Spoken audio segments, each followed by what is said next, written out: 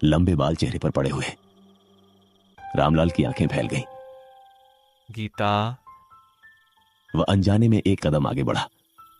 रुक जाओ, आगे मत जाना। औरत ने धीरे धीरे अपना सिर उठाया। उसका चेहरा दिखाई दिया। चेहरा नहीं था, सिर्फ काली गहरी खाली जगह है। रामलाल पीछे हट गया। उसी क्षण वह आकृति चीखने लगी। इतनी भयानक चीख कि पूरी टंकी की दीवारें कांप उठी।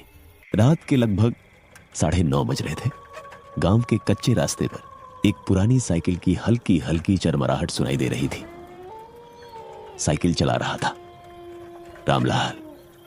रामलाल की उम्र लगभग 45 साल थी। पूरे दिन मंडी में गेहूं बेचकर वह देर रात अपने गांव लौट रहा था। उसकी साइकिल के हैंडल पर एक लालटेन टंगी हुई थी, जिसकी पीली रोशनी मुश्किल से कुछ कदम आगे तक दिखाई दे रही थी। हवा लगातार तेज होती जा रही थी। रामलाल ने आसमान की ओर देखा। लगता है आज बारिश जरूर होगी। उसने साइकिल की रफ्तार थोड़ी बढ़ा दी, क्योंकि गांव पहुंचने से पहले उसे पुराने जंगल के किनारे से गुजरना था। उस जंगल के पास ही थी एक पुरानी पानी की टंकी। वह टंकी अब कई वर्षों से बंद पड़ी थी। गांव वाले कहते थे, वहां रात के बाद कोई नहीं जाता। जो भी गया वो या तो बीमार पड़ गया या फिर कभी वापस नहीं लौटा। रामलाल इन बातों पर कभी विश्वास नहीं करता था। वह हमेशा कहता था, अरे भूत प्रेत जैसी कोई चीज नहीं होती है। लेकिन आज की रात कुछ अलग थी। हवा में अजीब सी बेचैनी थी, जैसे कोई उसे लगातार देख रहा हो। रामलाल ने पीछे मुड़कर देखा। रास्ता बिल्कुल खाली था। सिर्फ उसकी साइकिल के पहियों के निशान मिट्टी पर बनते जा रहे थे। अचानक उसकी साइकिल की घंटी अपने आप बज उठी। रामलाल चौंक गया। उसने घंटी को हाथ लगाकर देखा। वह तो बिल्कुल ठीक थी। शायद हवा की वजह से बच गई होगी। उसने खुद को समझाया और आगे बढ़ गया। कुछ ही मिनट बाद सामने जंगल दिखाई देने लगा। जंगल के बीचों बीच दूर एक बहुत ऊंची काली आकृति खड़ी थी। वही पुरानी पानी की टंकी। टंकी की दीवारों पर काई जमी हुई थी। ऊपर टूटी हुई रेलिंग हवा में हिल रही थी।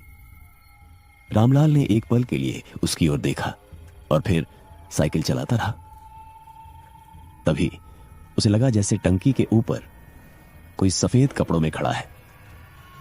उसने आंखें मली। दोबारा देखा। वहां कोई नहीं था। शायद थकान की वजह से भ्रम हो रहा है। वह मुस्कुराया, लेकिन अगले ही पल उसे साफ सुनाई दिया, रामलाल। आवाज बहुत धीमी थी, जैसे कोई दूर से उसका नाम पुकार रहा हो। रामलाल ने साइकिल रोक दी। चारों तरफ नजर दौड़ाई। कोई नहीं था, सिर्फ हवा और झिंगुरों की आवाज। वह फिर चल पड़ा, लेकिन अब उसके हाथ कांप रहे थे। जैसे जैसे वह टंकी के करीब पहुंच रहा था, हवा और ठंडी होती जा रही थी। अचानक उसकी लालटेन बुझ गई। पूरा रास्ता अंधेरे में डूब गया। रामलाल ने लालटेन दोबारा जलाया, लेकिन उसकी नजर सामने पड़ी। टंकी के नीचे कोई खड़ा था। एक लंबा दुबला आदमी, पूरा शरीर सफेद कपड़ों में। चेहरा बिल्कुल दिखाई नहीं दे रहा था। रामलाल का गला सूख गया। उसने डरते हुए पूछा, कौन है? कोई जवाब नहीं। सिर्फ वही आकृति धीरे धीरे उसकी ओर बढ़ने लगी। रामलाल ने घबराकर साइकिल घुमाई और पूरी ताकत से पैडल मारने लगा। साइकिल तेजी से दौड़ने लगी, लेकिन उसे ऐसा महसूस हुआ जैसे पीछे से कोई भी उतनी ही तेजी से उसका पीछा कर रहा हो। उसने पीछे मुड़कर देखा और उसके होश उड़ गए। वहां कोई इंसान नहीं था। सिर्फ दो चमकती हुई लाल आंखें अंधेरे में उसका पीछा कर रही थीं। हे भगवान, ये क्या है? उसने भगवान का नाम लेते ही पूरी ताकत से साइकिल दौड़ाने लगा। उसे बिल्कुल अंदाजा नहीं था कि यह रात उसकी जिंदगी की सबसे भयानक रात बनने वाली है।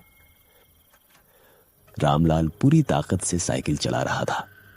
उसके पैरों की रफ्तार इतनी तेज थी कि साइकिल की चेन लगातार खड़खड़ाने लगी। ठंडी हवा उसके चेहरे पर चाबुक की तरह लग रही थी। उसके कानों में केवल 2 आवाजें गूंज रही थीं, साइकिल के पहियों की चरमराहट और पीछे से आती किसी अनजान चीज के दौड़ने की आहट।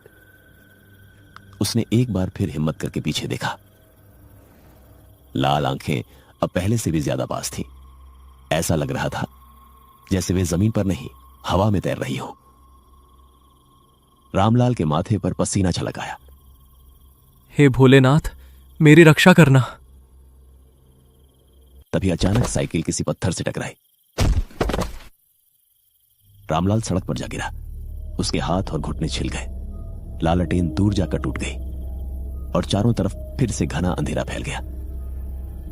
वह दर्द से कराहते हुए उठा और घबराकर पीछे देखने लगा, लेकिन वहां कोई नहीं था।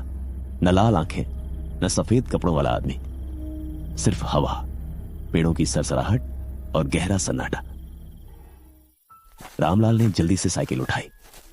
हैंडल थोड़ा टेढ़ा हो गया था, लेकिन साइकिल चलने लायक थी।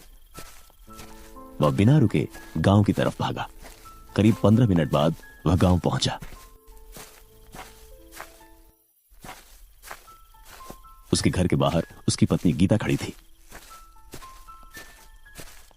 अरे, इतनी देर क्यों हो गई और ये हालत कैसे हो गई? रामलाल कुछ पल तक चुप रहा, फिर बोला, रास्ते में पुरानी पानी की टंकी के पास मैंने कुछ देखा। गीता का चेहरा सफेद पड़ गया। मैंने कितनी बार कहा है, उस रास्ते से रात में मत जाया करो।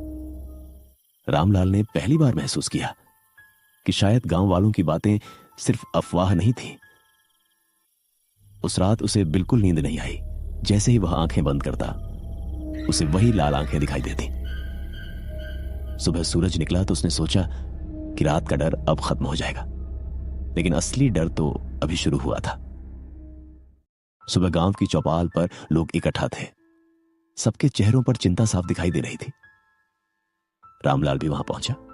गांव के बुजुर्ग हरिराम बोले, कल रात फिर एक अजीब घटना हुई है। क्या हुआ बाबा? चरवाहा मोहन सुबह से गायब है। उसकी लाठी जंगल के पास मिली है और उसके पैरों के निशान सीधे पुरानी पानी की टंकी तक जाते हैं। ये सुनते ही रामलाल के शरीर में सिहरन दौड़ गई। उसने तुरंत रात वाली बात सबको बता दी। कुछ लोग हंसने लगे। अरे, रात का वहम होगा। लेकिन हरिराम की आंखों में डर साफ दिखाई दे रहा था। उन्होंने धीमी आवाज में कहा, 30 साल पहले भी ऐसा ही हुआ था। सभी लोग हैरानी से उनकी तरफ देखने लगे। उस समय उस टंकी की देखभाल एक चौकीदार करता था। नाम था रघुवीर। एक बरसाती रात में वो अचानक गायब हो गया। जब लोग उसे खोजने पहुंचे तो टंकी के अंदर सिर्फ उसकी लालटेन मिली, लेकिन रघुवीर कभी नहीं मिला। यह सुनकर चौपाल पर बैठे सभी लोगों के रोंगटे खड़े हो गए। उसके बाद से जिसने भी रात में उस टंकी के पास किसी सफेद कपड़ों वाले आदमी को देखा, उसके साथ कोई ना कोई अनहोनी जरूर हुई। रामलाल अब पूरी तरह डर चुका था, लेकिन उसके मन में एक सवाल बार बार उठ रहा था। अगर सचमुच वहां कोई रहस्य है तो आखिर वह है क्या? उसी शाम गांव में मोहन की तलाश के लिए 5 लोगों की टोली बनाई गई। रामलाल भी उनके साथ जाने को तैयार हो गया। सूरज ढलने से पहले वे जंगल पहुंच गए। चारों तरफ अजीब सी खामोशी थी। पेड़ों पर बैठे पक्षी भी जैसे चुप थे। पुरानी पानी की टंकी सामने खड़ी थी। दिन की रोशनी में भी वह किसी डरावने महल जैसी लग रही थी। उसकी दीवारों पर मोटी काई जमी हुई थी। लोहे की सीढ़ियां पूरी तरह जंग खा चुकी थी। टंकी का लोहे का दरवाजा आधा खुला हुआ था। ऐसा लग रहा था जैसे किसी ने अभी अभी उसे खोला हो। रामलाल ने धीरे से कहा, अंदर चलें? बाकी लोग एक दूसरे का चेहरा देखने लगे। आखिर हिम्मत करके सब अंदर घुस गए। टंकी के भीतर सीलन की बदबू फैली हुई थी। छत से पानी की बूंदें टपक रही थी।